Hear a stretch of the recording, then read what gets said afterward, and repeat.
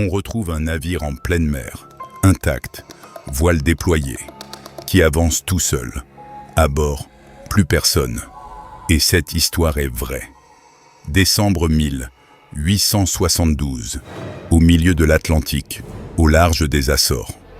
Un autre bateau, le Dei Gratia, croise une étrange silhouette. Un voilier qui dérive bizarrement, voiles à moitié dressés.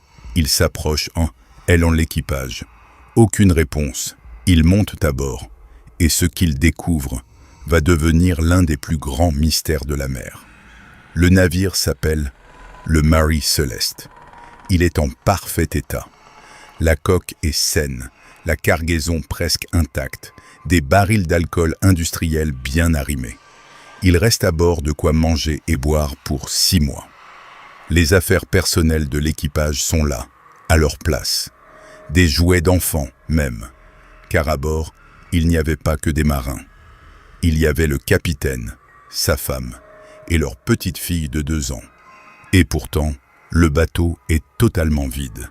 7 hommes, plus la famille du capitaine, tous disparus, comme évaporés. Et maintenant, accroche-toi. Il manque une seule chose, le canot de sauvetage. Quelque chose a poussé tout le monde à abandonner, en urgence, un navire parfaitement solide, chargé de vivres, pour s'entasser dans une frêle chaloupe au milieu de l'océan. La dernière inscription dans le journal de bord date de plusieurs jours avant la découverte. Entre cette ligne et le canot vide, c'est le néant. Peur d'une explosion à cause des vapeurs d'alcool?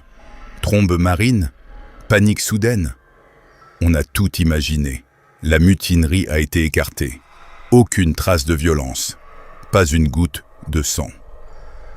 Le Mary Celeste, lui, a continué de naviguer des années. Mais ceux qui sont montés à bord cette nuit de décembre ne sont jamais réapparus. Personne ne sait ce qui les a chassés en pleine mer, ni où ils ont sombré. L'histoire complète est sur la chaîne YouTube.